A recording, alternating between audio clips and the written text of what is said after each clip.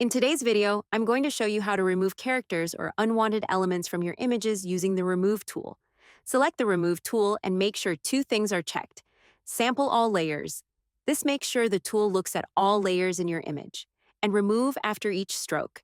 This allows the tool to remove the character immediately after you paint over it. Then choose Generative AI off. Now just draw around the subject you want to remove. You can see the character has vanished.